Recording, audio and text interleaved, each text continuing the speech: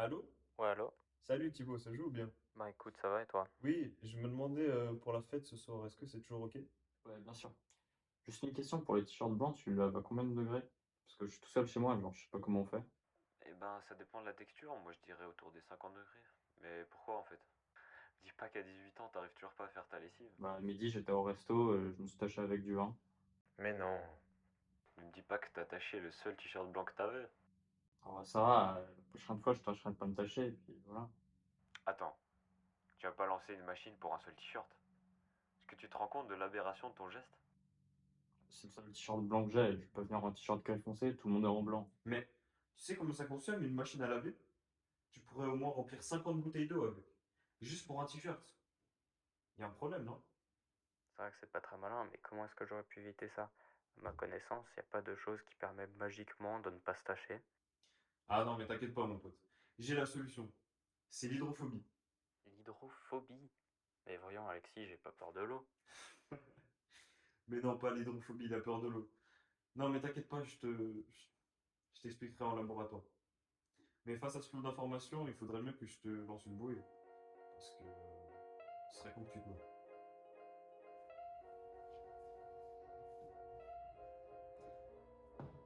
En effet, l'hydrophobie est un phénomène spectaculaire et récurrent dans la nature, qui permet à une surface de perler et donc de ne pas ou peu se mouiller. On verra que cette particularité possède des applications très intéressantes. Mais d'abord, revenons aux bases. Pour comprendre comment repousser l'eau peut être possible, nous devons plonger dans les particularités de l'eau, ce liquide qui symbolise la vie et que nous consommons tous les jours. Lorsque nous buvons de l'eau, nous ne buvons pas que des molécules d'eau, mais aussi des minéraux dissous dans celle-ci. Cependant, pour simplifier, nous allons montrer ce qui s'applique dans l'eau pure, c'est-à-dire sous sa forme déminéralisée. L'eau déminéralisée est composée de molécules toutes identiques. Toutes ces molécules sont elles-mêmes composées d'atomes, deux atomes d'hydrogène et un atome d'oxygène, d'où la formule chimique H2O. Lorsque l'on prend la forme 3D de la molécule d'eau, on peut voir qu'elle ressemble à une souris. Une différence dans la répartition des électrons se crée alors à cause de la différence d'électronégativité entre l'atome d'oxygène et les deux atomes d'hydrogène, c'est-à-dire la différence dans la capacité à attirer les électrons. Cela crée alors un déficit électronique que l'on appelle delta plus et un excédent électronique que l'on appelle delta moins. Comme l'eau est polaire, on s'attend à ce qu'un filet d'eau qui s'écoule normalement droit vers le sol voit sa trajectoire se courber. Et oui, en fait, les molécules d'eau à l'approche d'un manque d'électrons et donc d'une charge positive delta+, devraient se positionner d'une telle sorte qu'à la surface de l'eau se retrouve le pôle négatif de l'eau, grâce à la caractéristique polaire. Les deux côtés se trouvent alors des charges opposées et l'eau devrait être attirée. La baguette devrait théoriquement aussi être attirée, mais ce ne sera sûrement pas visible car la baguette sera tenue déjà, et qu'en plus, elle est beaucoup plus lourde que l'eau. Pour démontrer cela, nous avons uniquement besoin d'un robinet, d'une tige en PVC et d'une fourrure. Alors on va faire couler un fin filet d'eau, comme ceci. On va venir frotter la fourrure contre la tige en PVC pour la charger. Et une fois qu'on aura fait ça, on va approcher la tige de PVC vers le fin filet d'eau. Et on va voir ce qui se donne.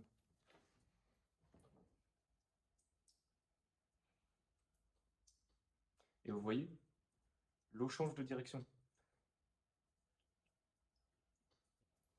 Alors maintenant qu'on a démontré que l'eau est polaire, je vais démontrer qu'elle ne réagit pas aux forces magnétiques.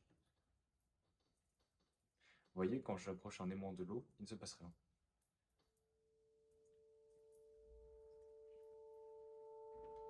Regarde Alexis, j'ai réussi à mettre ma main sur un morceau de feuille de lotus. Et regarde, ce qui est impressionnant avec cette plante, c'est que l'eau perle sur ses feuilles. Regarde. La feuille n'est jamais mouillée. Je peux aussi la tremper dans l'eau. Et lorsque je la ressors, ça n'est pas mouillé. Mais pourtant, la feuille n'est pas grasse. Comment t'expliques ça, Alexis? Attends voir, je vais t'expliquer. Le phénomène auquel on assiste est différent de l'hydrophobie chimique que l'on a vu tout à l'heure et est dû à la surface microscopique de la feuille. En effet, si on regarde la feuille à une échelle nanométrique, c'est-à-dire à l'échelle du milliardième de mètre, on voit que la surface du lotus est criblée de minuscules petits pics. Les gouttelettes d'eau viennent se poser sur les pointes et donc ne vont par conséquent que rouler de petits pics en petits pics. Comme le contact entre la goutte d'eau et la surface ne se fait que sur les pics, la zone de contact est très petite, ce qui réduit grandement les forces de frottement et donc donne l'impression que l'eau flotte au-dessus de la surface, sans s'y accrocher.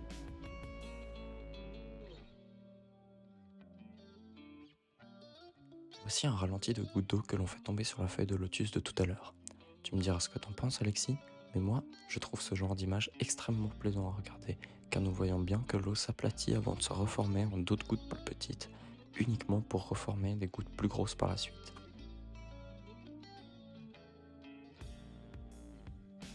C'est assez impressionnant que de simples aspérités puissent mener à une hydrophobie si puissante, et c'est encore plus impressionnant de se dire que cela vient de la nature.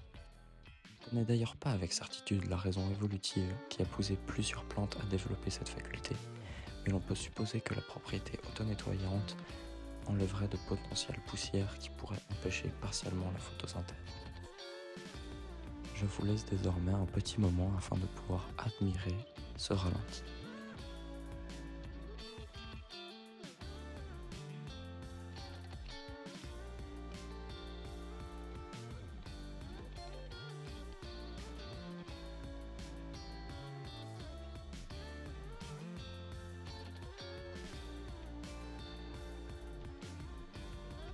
On observe donc bien que les gouttelettes d'eau ont un angle de contact très élevé avec la feuille de lotus.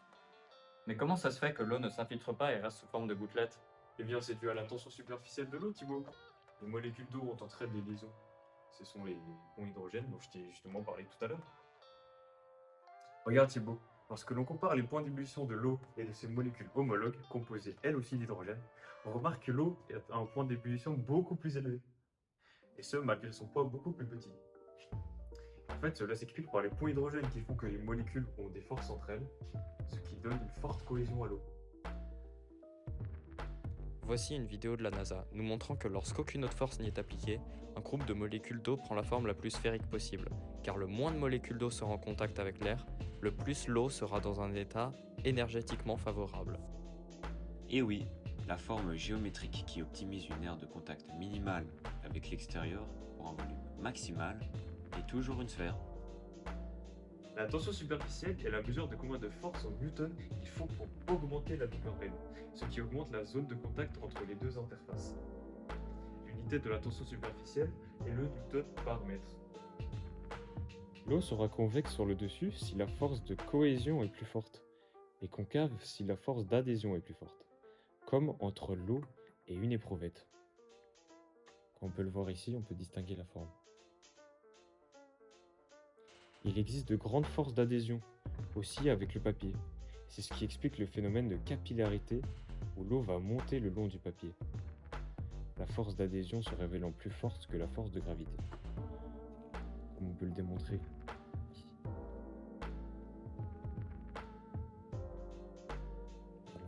Voilà, l'eau monte le long du papier.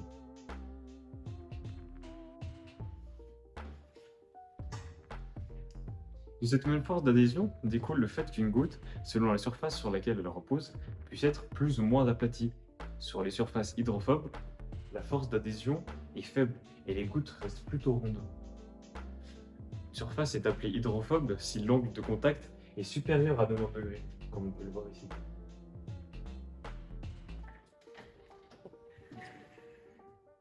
La loi qui nous donne l'angle de contact en fonction des trois tensions superficielles, dans le cas d'une surface plane, est la loi de Young-Dupré. La formule est la suivante. Elle nous dit que le cosinus de l'angle de contact est égal à la tension superficielle solide-gaz moins la tension superficielle solide-liquide, tout ça divisé par la tension superficielle liquide-gaz. Si la valeur n'est pas comprise entre -1 et 1, la situation n'est plus en mouillage parfait, ce qui veut dire que l'eau va prendre la forme d'une flaque. Et oui, en effet, souvenez-vous de vos cours de trigonométrie. La valeur d'un cosinus est toujours comprise entre 1 et -1. Plus le calcul entre les trois tensions est proche de -1, plus l'angle de contact se rapprochera de 180 degrés. Et plus la valeur s'approchera de 1, plus l'angle de contact se rapprochera de 0 degré. Pour maximiser l'angle, il faut donc rapprocher le résultat de -1.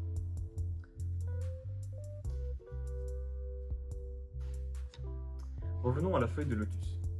Dans ce cas-ci, la tension superficielle, qui à notre échelle peut paraître dérisoire par rapport à la gravité ou par rapport à la force qu'un humain peut exercer sur quelque chose, eh bien, à l'échelle nanométrique, c'est une force très puissante. Pour des insectes qui font déjà une taille de l'ordre du millimètre, la force qu'ils appliquent ne leur permet pas, ou en tout cas très peu, de combattre la tension superficielle de l'eau. Cela permet à quelques espèces d'insectes de marcher sur l'eau. Et ça, c'est ce qui se passe à l'échelle du millimètre. Mais l'échelle nanométrique, elle, est encore 1 million de fois plus petite. Regarde, si l'on prend ce mètre et que l'on dit que 1 millimètre fait la taille de ce mètre, eh bien ici, à la place du millimètre, on aura le micromètre. Et si l'on répète l'opération en prenant le micromètre et en le mettant à la place de ce mètre, eh bien on aura enfin ici le nanomètre. S'il parle encore une fois de mètre, je vais lui en mettre une. Et c'est cette différence d'échelle gigantesque qui fait que tous les petits pics ne percent pas les gouttelettes d'eau. La tension superficielle étant beaucoup plus puissante que la gravité à cette échelle. Tout cela est donc possible grâce à la forte tension superficielle de l'eau. D'accord Alexis, j'ai compris comment ça marchait, mais je vois pas comment l'appliquer sur un t-shirt. Je sais que les machines c'est pas très écologique, mais quelle autre façon de nettoyer quelque chose? Allons Thibaut, ne sois pas si impatient. J'ai pas fini mes explications. Et avant de parler de nettoyer à grands coups de détergent, est-ce que tu t'es déjà demandé comment ça marchait en fait? C'est vrai que c'est quelque peu mystérieux. Est-ce que tu peux décrasser tout ça? En attendant, je file. Tu t'en vas en me demandant des explications? Mais je fais du passer un savon moi. Bon, tant qu'on est là, reprenons nos explications. Une question qui peut paraître bête, mais qu'il faut se poser, c'est qu'est-ce qu'on attend d'un détergent? Bah, naturellement, on attend qu'il nettoie. Mais qu'il nettoie quoi? Eh bien, des tâches qui peuvent être liées à différents produits, que ce soit de la terre, de la poussière, des graisses, ou bien même parfois du sang. Une fois que tous ces types d'impuretés ont été enlevés, on peut considérer que la surface est propre. On comprend donc que les produits de lessive sont le résultat d'une longue période de développement, qui a mené à trouver des produits qui peuvent répondre à ces critères. Pour nettoyer une surface de ces saletés, il faut donc en premier temps réussir à les faire bouger. Et pour ce faire, on utilise des tensioactifs. Pour le nettoyage en lui-même, on utilise des enzymes et évidemment, on rajoute différents parfums. Eh ben, quand on le voit comme ça a l'air vachement plus compliqué de laver quelque chose.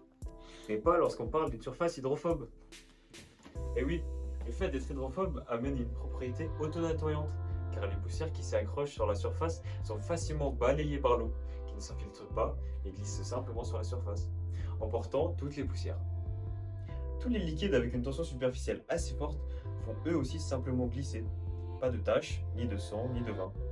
Si votre canapé était hydrophobe, vous n'auriez plus peur de manger vos céréales préférées sur le canapé et de renverser du lait. Le seul problème serait que le lait tomberait quand même sur le sol. Je me trouve actuellement dans le bureau d'Yvan Bussol, conseiller en développement durable. Alors dites-nous, quels sont les conseils que vous donnez en général à vos clients? Alors, j'ai trois types de clients, des collectivités publiques, des communes, des entreprises et des particuliers. Les conseils que je donne généralement ont trait à la diminution de la consommation de ressources naturelles et tout ce qui va permettre de faire baisser l'impact environnemental d'un produit ou d'un service. Quels sont les obstacles les plus fréquents à la mise en place d'un système qui devrait réduire nos émissions de CO2? Je dirais que l'obstacle le plus fréquent, c'est la méconnaissance, le manque de connaissance des impacts des actions quotidiennes, en fait, de tous les jours. Les quantités de matière, d'énergie que l'on utilise en consommation tous les jours sont souvent peu connues. Les connaissances dans le domaine de l'énergie, de l'électricité, des économies sont aussi peu connues. Et c'est essentiellement ça. Donc, je révèle à mes clients l'impact de leurs actions pour qu'ils en prennent conscience et ils prennent les décisions conséquentes. Donc, quels sont les plus gros consommateurs d'énergie dans les ménages? Alors, clairement, c'est la machine à laver et le sèche-linge. c'est là où on utilise le plus d'énergie et c'est les plus gros consommateurs, en tout cas d'énergie électrique. Donc la machine à laver et le sèche-linge sont les plus gros consommateurs d'énergie juste après le chauffage. Euh, pour quelle raison?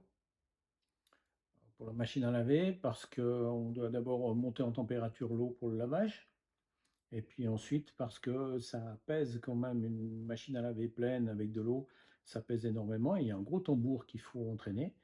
Et c'est le moteur électrique qui entraîne le tambour qui consomme pas mal d'énergie, puisque une machine à laver se déroule sur 30 minutes, 40 minutes ou 1 heure. Ensuite de quoi, il faut essorer ce linge qui est mouillé. Donc il faut réenlever l'eau qui est à l'intérieur du linge avec un tumbler, avec une rotation très importante. Et là aussi, le moteur électrique consomme beaucoup. Et quand le linge est à peu près sec, ou en tout cas on a enlevé la plus grande partie de l'eau, on replace ce linge dans ce qu'on appelle un tumbler ou un séchoir, qui lui va tourner pendant 2 heures, 1 heure, 2 heures selon les programmes, et qui lui va chauffer à nouveau pour essayer d'évacuer l'eau qui reste. Donc tout ce processus-là de lavage est un processus qui est extrêmement consommateur d'énergie, et c'est parmi les plus gros appareils consommateurs qu'on a dans une maison.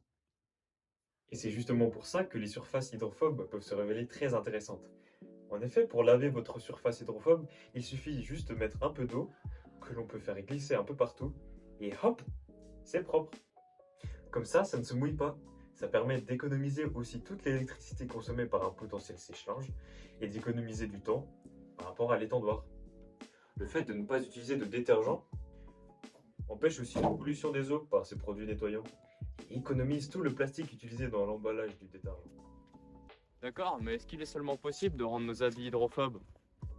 Eh bien c'est possible, et plusieurs solutions existent. Comme on l'a vu avant, une surface n'est pas forcément hydrophobe grâce aux éléments avec lesquels elle est constituée, mais surtout grâce à sa structure nanométrique. Cela veut dire qu'on peut rendre à peu près n'importe quel matériau hydrophobe en modifiant sa structure.